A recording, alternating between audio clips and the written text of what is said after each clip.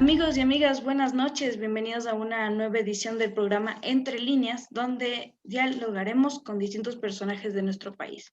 Yo soy Emilio Domínguez, niño de 14 años que le encanta el periodismo y vamos a estar en este espacio. Recuerde que este es un programa de Informe C, medio de comunicación digital y alternativo. Nos pueden seguir en Twitter y YouTube como Informa EC. Esta noche tenemos el gusto de dialogar con Edu Andino, periodista, comunicador y gran amigo de esta casa. Bienvenido, Edu.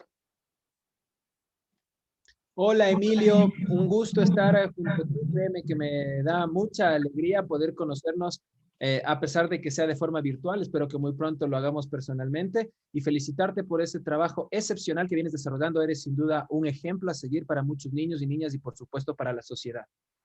Muchas gracias, Edu. Vamos a empezar la entrevista con unos datos que le llamamos la ficha de la entrevista, que son datos para conocerte más o menos. ¿Cuál es tu edad, por ejemplo? 32 años ¿En dónde naciste? en Riobamba, ¿De qué equipo eres hincha? del Centro Deportivo Olmedo. ¿Cuál es tu película favorita? Gladiador, ¿Cuál es tu libro favorito? La fiesta del chivo de Mario Vargas Llosa. Ya, listo. Entonces, ahorita que ya hicimos la ficha de entrevista, vamos a comenzar con el desarrollo de las preguntas que hemos preparado. Quisiera saber más o menos qué es lo que más recuerdas de cuando tenías mi edad, es decir, 14 años. Bueno, cuando tenía 14 años era un niño que le encantaba jugar al fútbol, que amaba jugar al fútbol. Siempre toda mi vida estuve vinculado al ámbito deportivo, practicándolo y ahora también por la profesión. Tengo mucha relación con el aspecto deportivo. Y pues a los 14 años sin duda era alguien que, además de sus responsabilidades escolares en el colegio ya en ese entonces, pues estaba vinculado a la selección del colegio, estaba vinculado también ya posteriormente a la selección de la provincia de Chimborazo, al Centro Deportivo Olmedo, pero era alguien que amaba muchísimo el deporte y que desde entonces también ya empezaba a visualizarse como comunicador, como periodista. Recuerdo que veía mucho este programa denominado Minuto 90 de Fox Sports, me gustaba muchísimo y pues seguía también los pasos de algunos referentes de la comunicación, así que ya empezaba a dar mis primeros pininos. Ya, listo. Entonces, me gustaría ya entrar al tema del periodismo. ¿Cómo te comenzó a interesar este tema? Bueno, eso desde muy chiquito. Debo contarte que vengo de una familia llena de comunicadores, de abogados también, amantes de las ciencias sociales. Mi padre es abogado, mi hermano es abogado, pero ambos, sobre todo mi padre, ha hecho comunicación desde hace mucho tiempo. Él tenía un programa de radio en Riobamba llamado La Ley es la Ley, pregunte al doctor, que ahora lo mantiene acá en la ciudad de Quito conjuntamente con mi hermano a través de la radio Francisco Estéreo y a través del medio digital Desalineados. Y pues él siempre fue el encargado de inculcarnos, tanto a mi hermano como a mí, la pasión por la comunicación.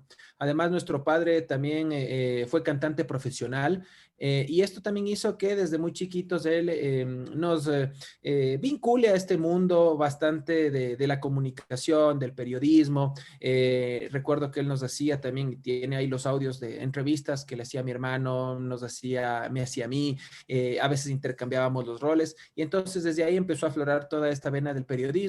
A eso se suma que tengo un primo que es periodista, dos primos en realidad, uno mayor y otro menor a mí, que son también periodistas. Entonces, si te fijas, pues tenemos una vena bastante relacionada con el ámbito comunicacional, con el ámbito de las ciencias sociales, que es lo que nos gusta bastante. Perfecto.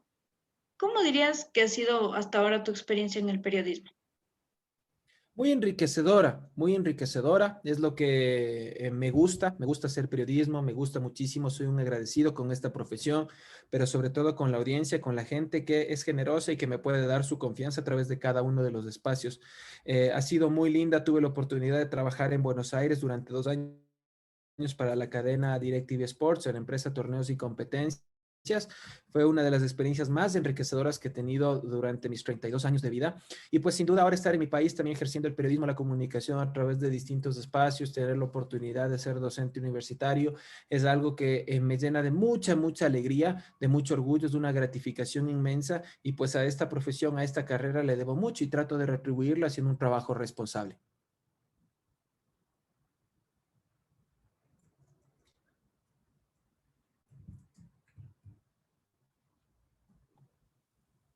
Perdón, ya.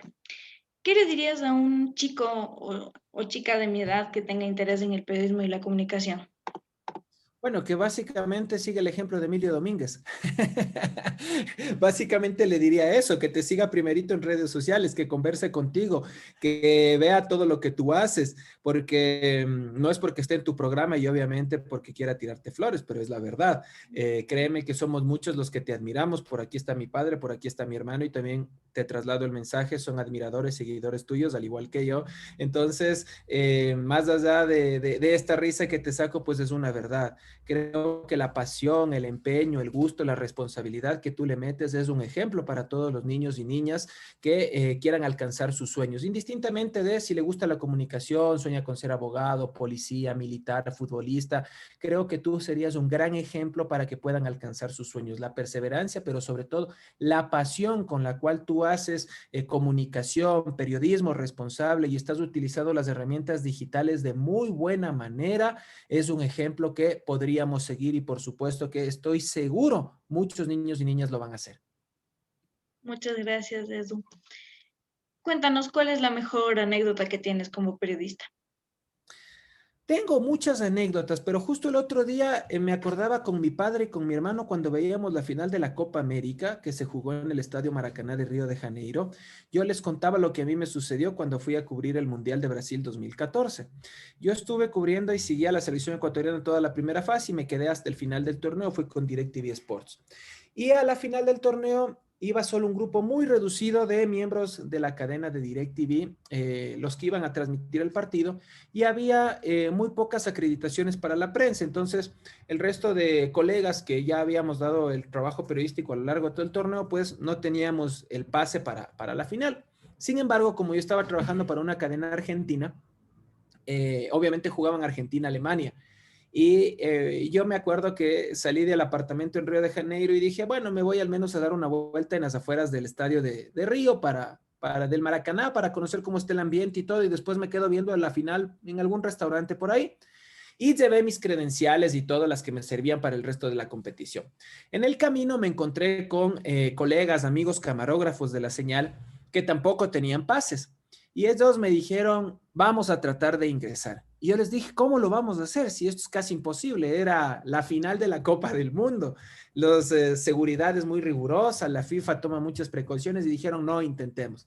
Bueno, por ahí nos encontramos con otro colega colombiano y él dijo, miren, cuando vayan a tratar de pasar, dijo, solo muestren la primera credencial y pasen rápido. Y pasan el primer filtro y después van a tener que pasar 2 filtros más. Pero si pasan el primero, ya es el primer paso. Bueno, estuvimos en las afueras del Estadio Maracaná y estaba toda la seguridad, estaba la policía, tú tenías que mostrar tu credencial y todo, ¿no? Y son muy rigurosos. Entonces, éramos 5 en total, 4 argentinos y este ecuatoriano. Cuando estábamos pasando, mis compañeros argentinos, esos muy vivos, ¿no? Esos más bravos todavía, mostraron sus credenciales y de una dijeron prensa, prensa, prensa. Y yo también mostré prensa, prensa y pasamos del primer filtro. Pasamos del primer filtro, ya entramos al estadio y ya estábamos en la sala de prensa. Ahí venía la parte quizás más complicada, que era ya entrar tal cual a tener al estadio, ¿no? A las gradas. Estaba cantando Shakira, me acuerdo.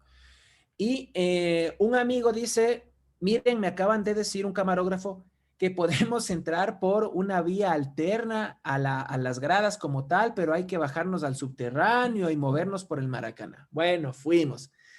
Íbamos caminando, caminando. Yo les seguía a ellos tampoco conocían el estadio, no sé por qué lugares nos metimos del Maracaná. Cuando de pronto abrimos una puerta y nos regresa a ver un chico, un señor de seguridad, un brasileño, y algo nos dijo y nosotros corrimos. Corrimos, ¿por qué? Porque si te atrapaban, obviamente, y esto es algo muy particular, que si te atrapaban y te veían que tú no tenías la entrada y habías entrado de forma ilegal, básicamente, te podía suspender la FIFA, te podía quitar el carnet y te podía suspender para futuros torneos. Entonces era algo bastante riesgoso. Entonces corrimos y algo nos dijo y nos corrimos. Corrimos y en esa carrera que le metimos encontramos otra puerta. Era muy chistoso. Y encontramos otra puerta, abrimos esa puerta y no había nadie de seguridad. Y ya estábamos en el corredor en donde estaban todas las ventas ambulantes a puertas de las gradas. Entonces, cuando ya nos metimos ahí, estaban todos los hinchas, absolutamente todos. Nos quitamos las credenciales y ya nos fuimos a comprar unos hot dogs, unas colas, y venía la tercera parte, que era ahora encontrar un lugar en donde ver. ¿Por qué? Porque era una final de la Copa, se supone que todos los boletos estaban vendidos y entonces estaban numerados. Entonces, cuando nosotros ya iba a empezar el partido, ya los equipos estaban en la cancha, Alemania y Argentina, nos asomamos a las gradas y vimos 5 espacios vacíos, literalmente, sí, 3 arriba y 2 abajo. Y dijimos, vamos a sentarnos ahí. Y fuimos como que esos eran nuestros asientos, nos sentamos y los primeros 15 minutos teníamos mucho nerviosismo de que vengan los dueños de esos asientos, nos digan que salgamos y nos vea la gente de seguridad y en ese momento nos saquen, nos quiten las credenciales y obviamente seamos sancionados. Mira que para suerte nuestra, todo jugó a favor nuestro, salvo que Argentina perdió por mis compañeros, pero nunca vinieron los dueños de los asientos y pudimos ver la final de la Copa del Mundo, sorteamos las seguridades, nunca se dieron cuenta y hasta para buena suerte nuestra salimos en una foto de un periódico argentino porque estuvimos detrás de una de las porterías y en una jugada de Argentina tomaron una foto y ahí se nos ve a nosotros atrás. O sea que es una experiencia muy chistosa, muy particular, pero algo que nunca me olvidaré. Qué interesante, Edu. Y bueno, vamos ya pasando a otros temas. Me gustaría saber para ti cuáles son las principales dificultades que actualmente enfrentan los periodistas en nuestro país. Bueno, los periodistas han tenido muchas dificultades y siempre creo que tendremos muchas dificultades, ¿no? Empezando desde la seguridad, el riesgo que se pone en peligro muchas veces la vida de sobre todo quienes hacen investigación, quienes están más relacionados a determinados temas. Hay problemas como, por ejemplo, que si bien se han ido solventando poco a poco, pero igual continúan la vulneración a los derechos laborales.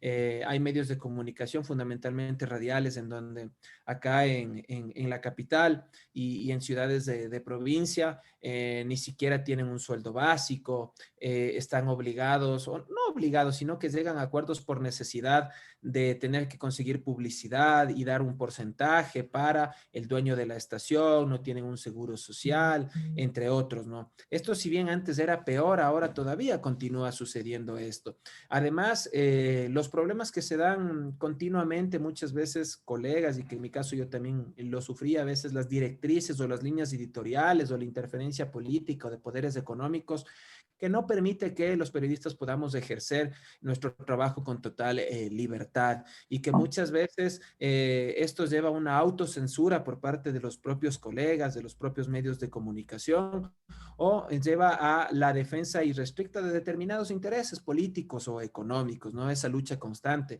Te puedo hablar también de esa lucha constante por tratar de poner sobre la mesa en las agendas de los medios de comunicación temas que sean de interés, temas que sean productivos, constructivos, educativos, pero que muchas veces para los productores de televisión o para quienes están a cargo de los diversos programas son contenidos que, entre comillas, no venden. Y entonces ellos priorizan el rating, priorizan la parte económica y ahí entras en una pugna, ahí entras en una pelea, ahí entras en una riña por tratar de imponer un contenido que sea productivo, pero muchas veces hay que ser realista.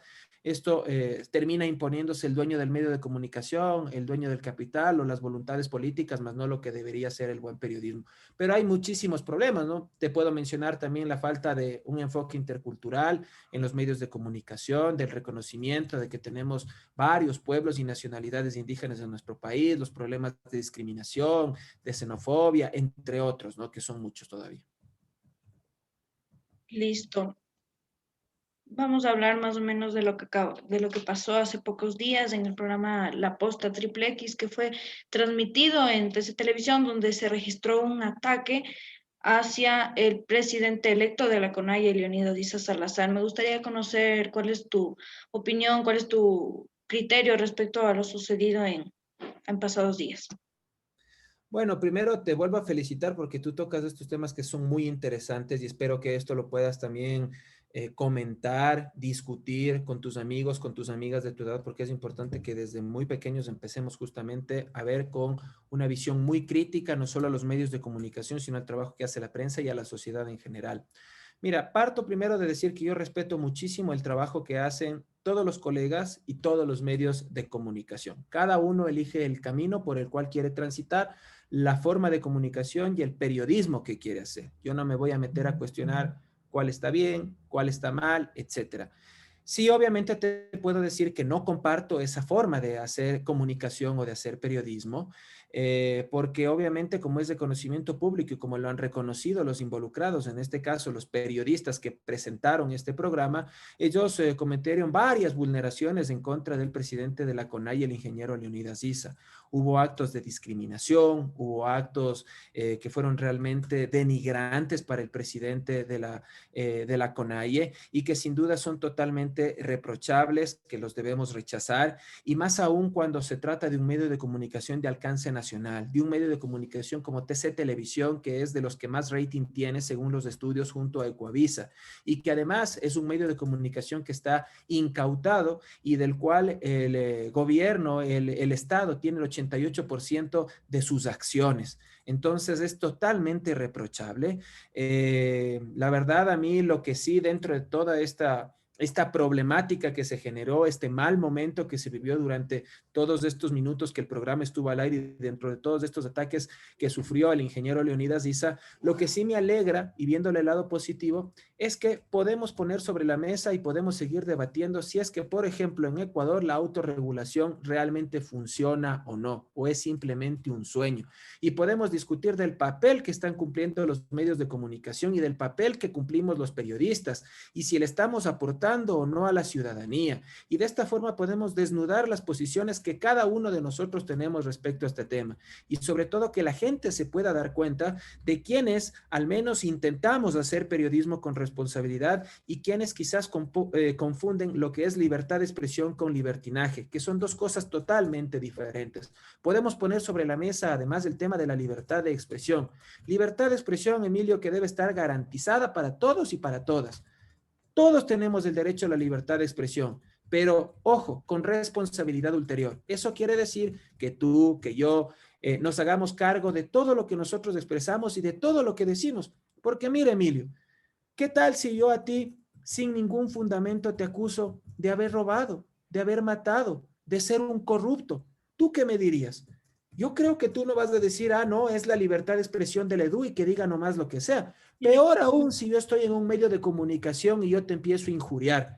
Entonces eso no es justo. Si yo te digo eso, tú seguramente debes tener tu derecho a reclamar y entonces a poderme presentar una demanda, en este caso en la vía penal, que todavía está tipificado en el COIP, o si es que esto se reforma también en la vía civil, en la vía administrativa, pero tienes derecho a exigir el respeto por tu buen nombre, por tu honra. Entonces, en eso debemos partir y recordar además que los periodistas, los comunicadores que tratamos de dignificar este oficio, si realmente cumplimos con los cánones deontológicos, con los códigos de ética o con lo que nos decían maestros como Rizal Kapuczynski, como Javier Darío Restrepo, que yo te invito muchísimo a que los sigas, a que los leas.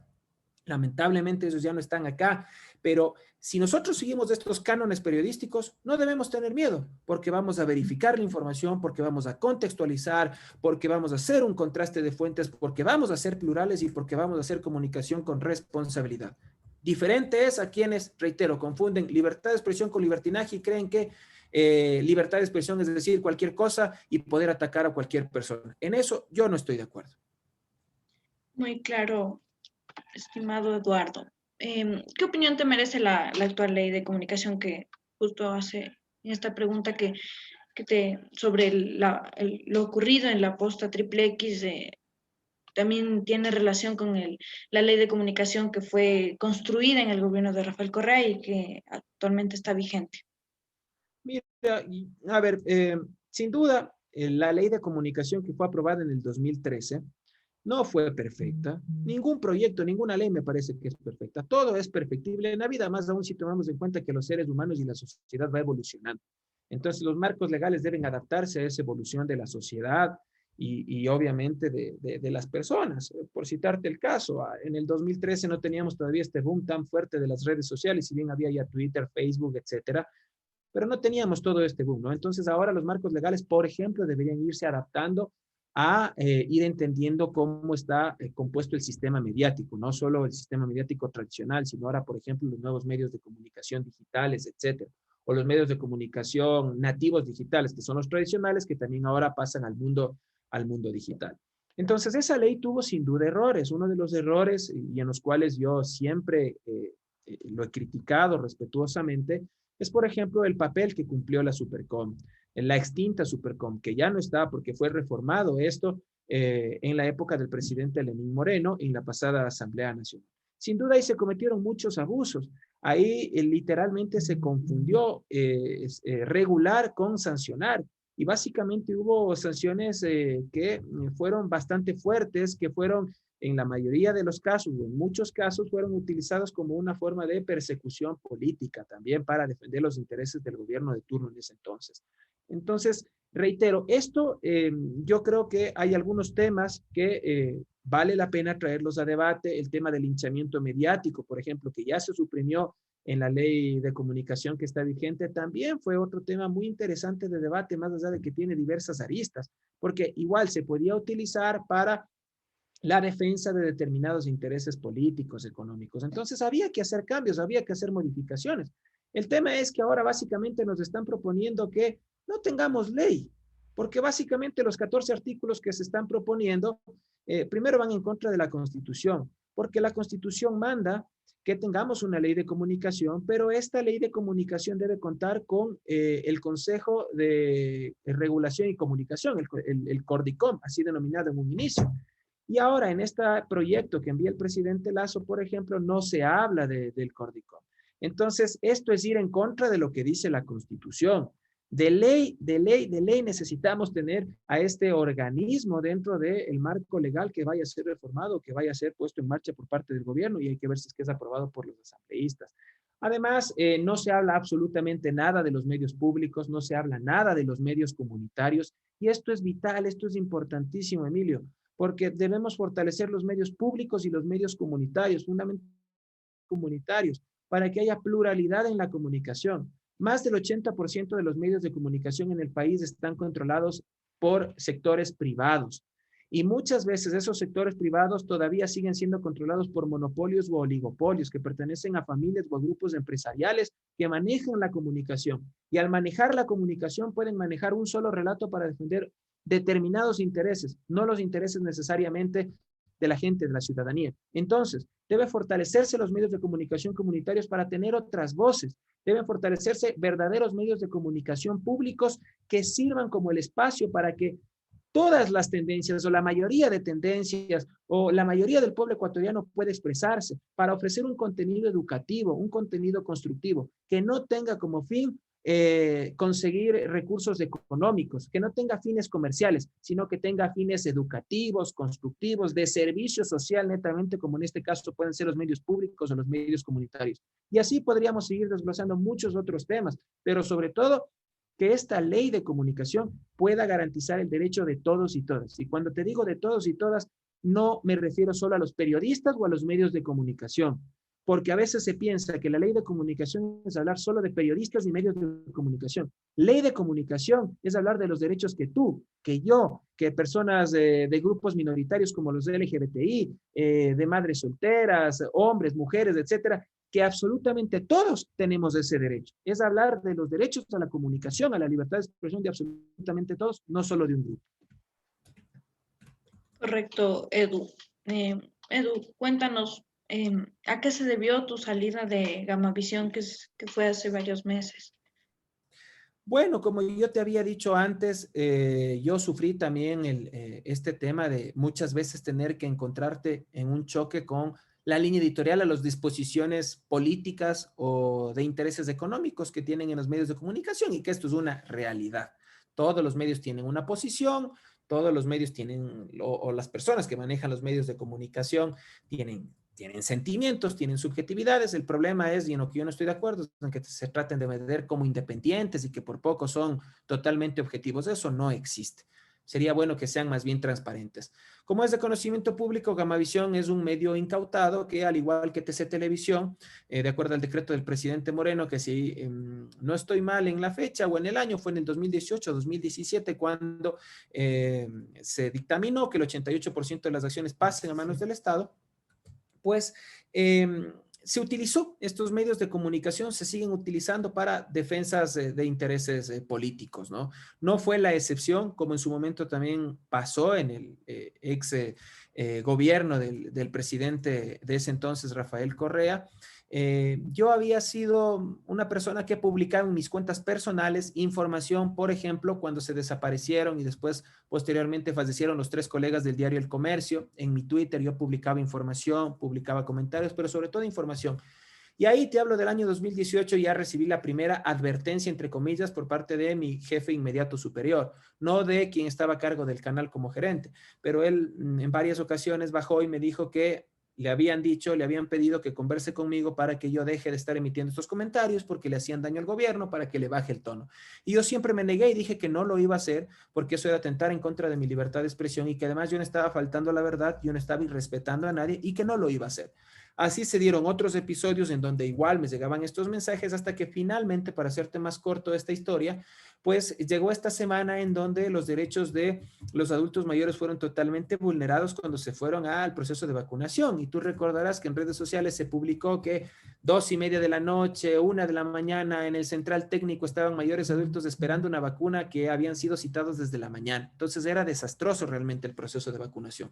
Yo, ¿qué es lo que hice? También recibí denuncias y lo que hice es publicarlo también en el portal que dirijo conjuntamente con mi hermano, Desalineados de Información Pura y Dura, y en mis redes sociales replicaba esta información y además emití unos comentarios en donde se reflejaba la indignación que creo la mayoría teníamos por ese proceso nefasto de vacunación del gobierno del presidente Moreno, ¿sí? No irrespeté a nadie, no falté a la verdad, pero a pesar de esto, 2 días más tarde, sin previo aviso, sin ninguna razón, sin ninguna justificación, simplemente me llegó un mensaje de WhatsApp en donde se me indicaba que había sido separado por órdenes del gerente, del administrador del canal y que pues ya estaba mi renuncia en el correo electrónico. No me permitieron despedirme de la gente, de las audiencias, obviamente, con quienes yo he estado en contacto desde el 2015 en Gamavisión. No me dejaron despedirme de mis compañeros, no me dejaron regresar al canal y pues simplemente ya me sacaron del canal. A eso súmale que vulneraron también mis derechos porque esto fue el 8 de abril, me debían pagar el sueldo de mi mes de marzo, me sacaron de roles del mes de marzo, no me pagaron tampoco.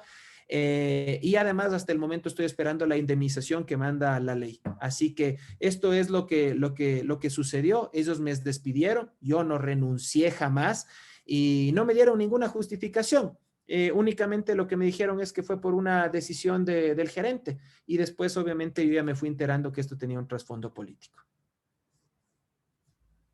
Edu, y pudimos ver más o menos que la audiencia en Twitter, incluido también en Informe C, nos solidarizamos contigo y quisiera saber cómo recibiste estos mensajes de la audiencia y de tus seguidores en las redes sociales.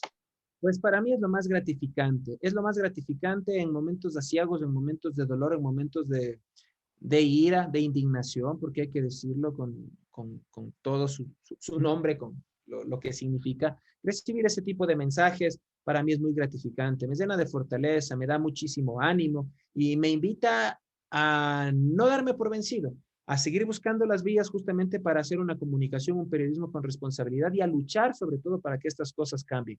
Es así que estamos en este proyecto de Desalineados, un medio amigo, por supuesto, de Informa EC. Ahí estamos siempre también compartiendo la información, porque yo creo que ahora debemos agruparnos. Entre todas estas alternativas de comunicación debemos hacernos fuertes. ¿Por qué, Emilio? Y esto te hago la invitación pública en tu programa. Porque nosotros debemos servir como ese contrapeso de los grandes medios de comunicación que ya tienen el poder de un solo relato muchas veces. Y creo que juntos podemos hacernos mucho más fuertes porque tenemos un objetivo común, que es hacer comunicación de servicio, comunicación responsable, un periodismo que sirva para la gente. Así que para mí fue muy gratificante esto y por supuesto yo reitero mi agradecimiento a ti, a toda la gente que me hicieron llegar sus mensajes y por supuesto a todos quienes a colegas que también han visto esto de cerca, que incluso lo han palpado, pero les invito a que sigamos en la lucha, y por supuesto que hagamos comunicación con responsabilidad. Tú además estás trabajando con alguien que sabe mucho de comunicación, que seguramente te está guiando como Yuri Serrano, así que sin duda esto va a servir también bastante para toda la formación de más chicos y chicas como tú, que estoy convencido van a hacerle muy bien a la comunicación. Tú nos das esperanza, Emilio. Muchas gracias, Edu. Continuamos. Me gustaría ya entrando a lo deportivo, tú como periodista deportivo, me encantaría conocer tu análisis un corto análisis respecto a la victoria de Argentina y la consagración como campeón de la Copa América. Bueno, yo muy feliz, la verdad. Obviamente triste porque se quedó la selección. Hubiera querido que Ecuador sea el campeón, ¿no? Pero yo sinceramente que si ya se quedó Ecuador, pues yo quería que Argentina quede campeón, más que todo porque soy un fiel seguidor de Lionel Messi. Creo que es alguien que sin duda se lo merecía por todo lo que ha luchado, por lo que ha bregado, por el palo que le han dado en Argentina y a nivel mundial por no conseguir algo con Argentina. Pero me llenó de mucha alegría. Además, yo le tengo mucho cariño a este país porque me recibió 2 años allá, pude vivir, conocer su idiosincrasia, su gente, y pues siempre hay que ser gratos en la vida. Entonces, este equipo de Argentina, que sin duda en la final no era el favorito, Emilio, creo que tú también si tuviste la oportunidad de ver esta Copa América, te habrás dado cuenta que como equipo, que como individualidades, Brasil era la favorita, incluso por lo que había mostrado.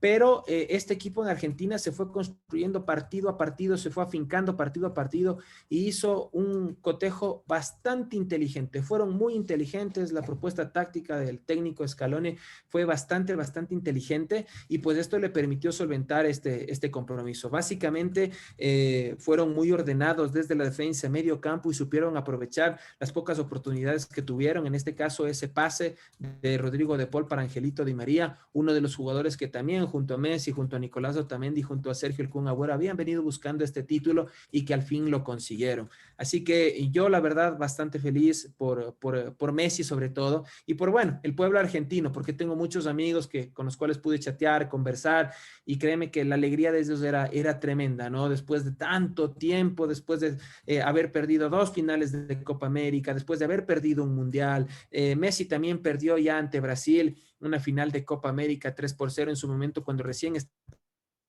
y ahora tener esta revancha en el mítico Maracaná sin duda es fabuloso. Y sobre todo, ese lindo mensaje que nos dejaron sobre el final del encuentro, tanto argentinos como brasileños, y yo te diría sobre todo 3 actores. Neymar, primero, al ir a abrazar a Messi, Messi el segundo a recibir ese abrazo, el mensaje que puso Neymar en sus redes sociales es espectacular, y además un caballero a carta cabal como Tite, quien también felicitó a la selección argentina. Creo que eso nos demuestra que el deporte puede servir no solo como distracción, sino también como un vehículo de transformación social muy positivo porque nos entrega este tipo de ejemplos que pueden fortalecer valores como el respeto, como la admiración, como la humildad, la solidaridad, entre otros. Muy bien, Edu. Me gustaría también conocer cómo ves del futuro de la selección ecuatoriana. La verdad que yo aspiro que después de esta Copa América que ha sido mala para Ecuador, ha sido mala, yo la catalogo como mala, porque no nos olvidemos que Ecuador clasifica en el cuarto lugar y clasificamos 4 de 5, o sea, y con una selección de Venezuela que no tuvo a 15 jugadores en un arranque por problemas del COVID-19. Ecuador no ganó un solo partido. Ecuador clasifica a base de empates y sobre todo mostrando un rendimiento bastante deficiente. Yo aspiro que el técnico, este torneo, el profesor Alfaro, le haya servido para sacar conclusiones que en las fechas que se vienen de eliminatorias en septiembre, que ahora van a ser 3 partidos, ya no van a ser 2 porque estamos apretados con el calendario, pueda sacar estas conclusiones y pueda hacer los cambios respectivos, tanto en la convocatoria como también en la conformación del equipo como tal, el equipo titular y la idea que él quiera plasmar en el campo se pueda ver reflejada ya para septiembre. Creo que en buena hora que este mal momento nos pasó en la Copa América y que no haya sido que no teníamos Copa América y que en lugar de haber empatado estos partidos en primera fase y de haber tenido ese mal resultado ante Colombia, esos partidos hubieran sido en eliminatorias. Si esto nos pasaba en eliminatorias, créeme que yo este rato te estaba diciendo, estamos casi que ya en declive para no poder ir al próximo mundial.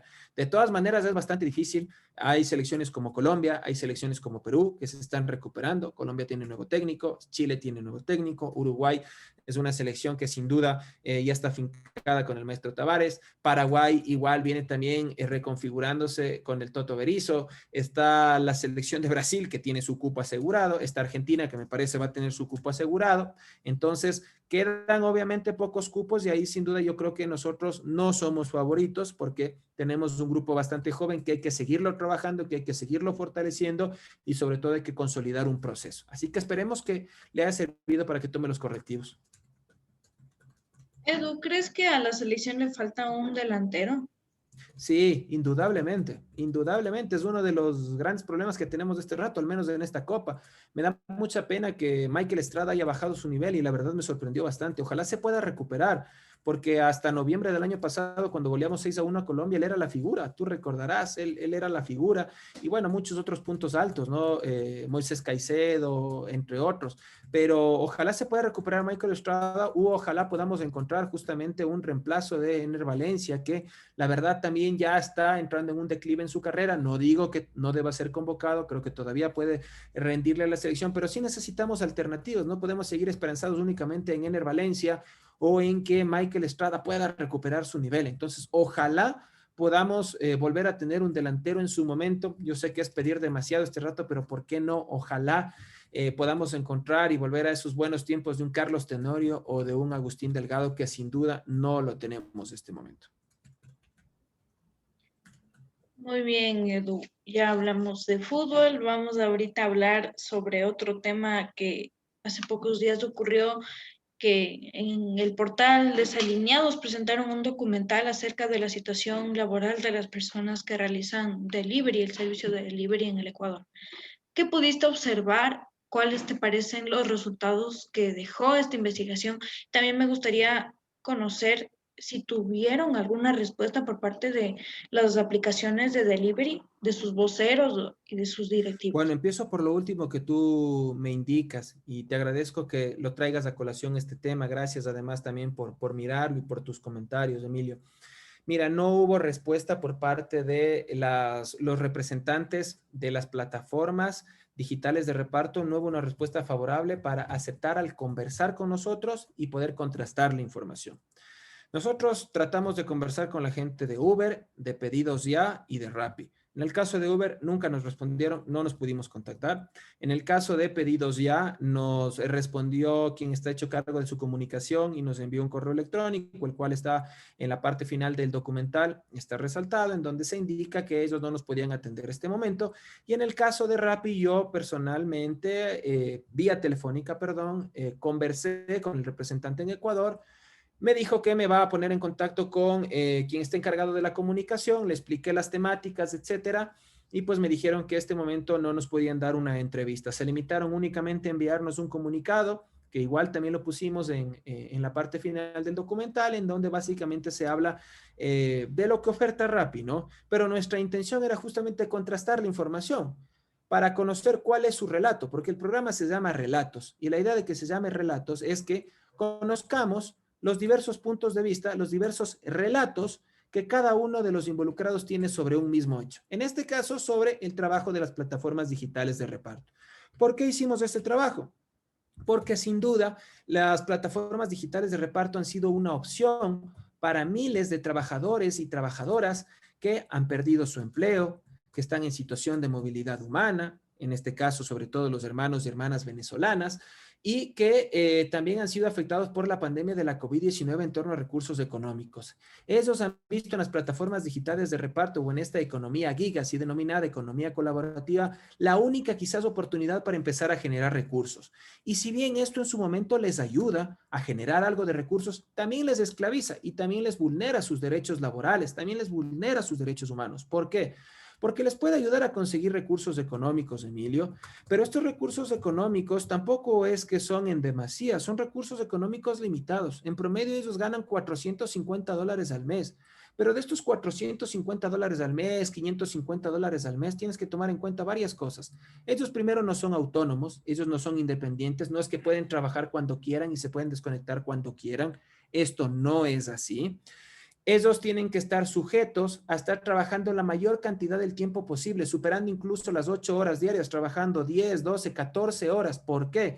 Porque si es que tú, Emilio, entras a trabajar en una plataforma y dices, hoy no quiero trabajar porque quiero pasar con mi familia, con mi novia, con mis amigos, quiero ir a jugar fútbol, etcétera, y no me quiero conectar hoy, si tú no te conectas hoy y te llegan pedidos y tú rechazas pedidos, el algoritmo te va a reconocer que tú no estás aceptando pedidos y te va a calificar mal. Y cuando el algoritmo te califica mal, al siguiente día, cuando tú digas, no, ahora sí ya quiero trabajar, porque puede ser un lunes y dices, ya voy a ir a trabajar, entonces el algoritmo ya no te va a enviar pedidos. ¿Y esto en qué repercute? En que tú vas a tener menos ingresos. Entonces, tú te vas a pensar 2 y 3 veces cuando digas, quiero descansar, quiero pasar un momento con mi familia, pero enseguida va a venir a la mente y va a decir, si me desconecto, en cambio mañana no voy a tener trabajo. Entonces te obliga indirectamente la aplicación a que tú estés conectado, trabaja y no le des tiempo a tu familia, te despreocupes de tu salud, no pienses en que hay una pandemia de la COVID-19 y estés trabajando más de 14, 13 horas como nos contaban en los testimonios. Aparte, a esto se suma que ellos obviamente no ganan un sueldo básico, no tienen una relación de dependencia, no tienen vacaciones, peor vacaciones pagadas. A esto se suma el hecho de que cuando ellos tienen un accidente de tránsito o cuando les sucede algo, pues de este tipo tienen que hacerse cargo ellos por su propia cuenta. Entonces es una situación muy difícil, a eso se suma también el caso de acoso sexual que denuncian las mujeres trabajadoras de las plataformas y por supuesto la vulneración a los derechos de los migrantes, de los venezolanos. Fíjate que según el Observatorio de Plataformas, del 100% de sus encuestados en investigaciones que ellos realizaron, el 90% son hombres, el 66% son extranjeros y el 62% son venezolanos. Muchos de esos venezolanos están incluso en situación irregular. ¿Y las autoridades qué hacen?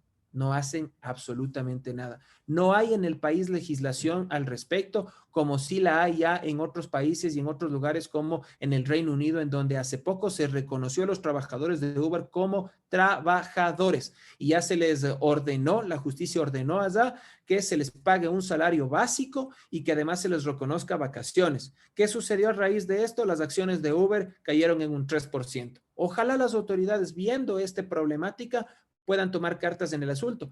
Porque también con esto finalizo, mi querido Emilio, yo quise entrevistar al ministro del Trabajo, le enviamos cartas, estuvimos en contacto con el director de comunicación, nunca nos atendió, quisimos conversar con la presidenta de la Comisión de los Trabajadores, la asambleísta Rina Campaín, tampoco nunca nos contestó ni vía Twitter, ni el teléfono, ni mensajes. Entonces así es complicado. ¿Por qué evaden estos temas las autoridades? Sí debo agradecer en cambio al asambleísta Esteban Torres, al asambleísta Jarrín, quienes accedieron a conversar, mostrarnos sus diferentes puntos de vista y por supuesto a Cruzcaya Hidalgo, a Julie Ramírez, a Alma Albornoz y a quienes participan en el reportaje, a los trabajadores que accedieron a conversar con nosotros en la calle cuando les contábamos lo que estábamos haciendo.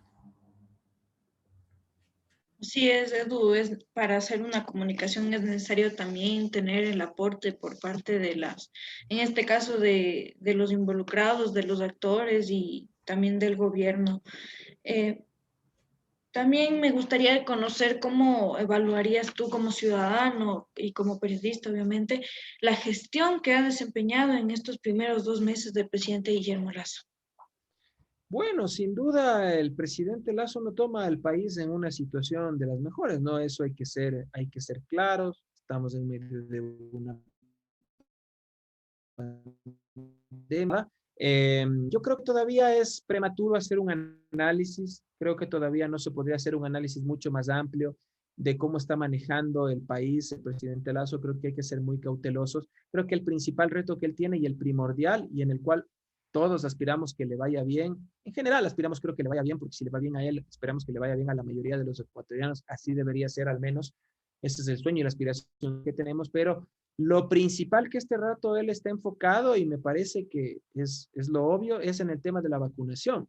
Él ha ofrecido vacunar a 9 millones de ciudadanos en 100 días de su gobierno, ¿no? Vemos que diariamente están manifestando, rompen récords, etcétera, en buena hora. Ojalá esto sea así, te digo ojalá porque también yo soy ahí bastante cauteloso porque las únicas cifras que se difunden son las cifras oficiales, pero en buena hora si esto es así. Creo que el proceso de vacunación sin duda también ha mejorado, hay que decirlo. El proceso que vivimos con el gobierno del presidente Moreno fue nefasto y ojalá nunca más de esto se vuelva a repetir y ojalá se pueda cumplir con esto que se ha planteado el presidente Lasso de la vacunación, porque a partir de la vacunación, a partir de garantizar en algo la salud de los ecuatorianos, porque no hay que olvidarnos que no es que con la vacunación desaparece la pandemia, no, sino que nos da un poquito más de tranquilidad o garantías para trabajar o para llevar nuestra vida un poco más relacionada con lo que era el pasado y la normalidad, pero todavía hay que ser muy cuidadosos en ese tema, Pero sin duda, si ya tenemos la vacunación, pues vamos a poder irnos reactivando paulatinamente en el ámbito económico y vamos a ir volviendo, entre comillas, a esta normalidad. Así que eso es lo que te podría decir en este caso y ojalá obviamente sea un gobierno verdaderamente del encuentro, como fue su ofrecimiento de campaña. Ojalá se pueda escuchar a los diversos sectores, ojalá se pueda escuchar las demandas también del movimiento indígena, a la cabeza con el presidente Leonidas Issa. Ojalá se puedan tocar temas importantes como los combustibles. Fíjate tú que cada mes están subiendo los combustibles y si suben los combustibles, esto repercute en que van a subir los costos de los productos de primera necesidad y esto va a repercutir en que la vida se va a encarecer y esto va a repercutir en que muchas veces la gente que está viviendo una situación de pobreza o pobreza extrema, pues vaya a acrecentarse esta realidad bastante dolorosa. Ojalá esto no pase. Correcto, Edu. Ya para ir cerrando la entrevista, me gustaría preguntarte cuál es tu posición respecto a la despenalización del aborto en casos de violación. Bueno, yo en ese sentido estoy a favor, yo estoy a favor, mi querido Emilio. Yo respeto primero todas las posiciones, respeto las posiciones, pero yo creo que este es un tema de salud pública, este es un tema en el cual, más allá de lo respetable que son todas las posiciones, no puede caer en un debate en donde se impongan los dogmas religiosos o las creencias que son totalmente legítimas de mano de cada sector. Pero yo reitero, este es un tema de salud pública que debía ser atendido desde hace mucho tiempo atrás. Fíjate que en países como Argentina hubo una reforma a finales del año pasado en donde se despenalizó el aborto, no solo en situaciones de violación, sino que ya se amplió el espectro. Acá nuestro país ha sido uno de los que más se ha tardado en este tema, en discutirlo, porque han habido estas posiciones. Muchas veces los dogmas religiosos, que reitero, son muy respetables, se han impuesto y no han permitido el debate plural.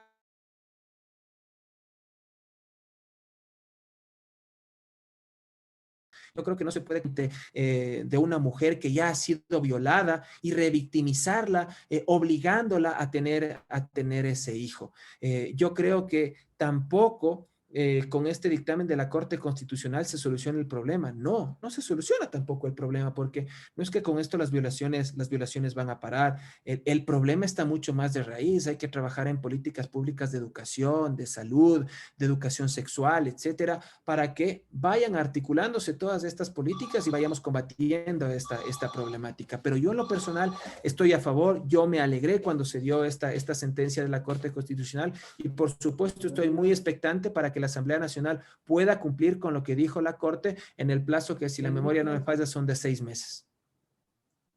Gracias, por favor. ¿Consideras tal vez que existe un avance en materia de derechos de las mujeres y de las personas LGBTI? Por supuesto, por supuesto. Mira, los grupos LGBTI han sido grupos excluidos, discriminados, ultrajados y pues esto es lo que debe parar, lo que debe cambiar.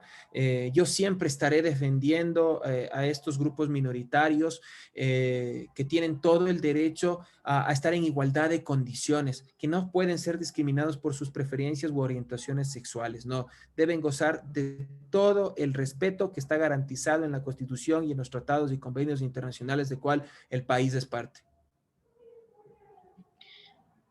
Listo, Edu. Ya para terminar, me gustaría hacer un ejercicio contigo. Yo voy a mencionar los nombres de 5 políticos del Ecuador y quisiera que tú me cuentes qué es lo primero que se te viene a la mente al escuchar su nombre.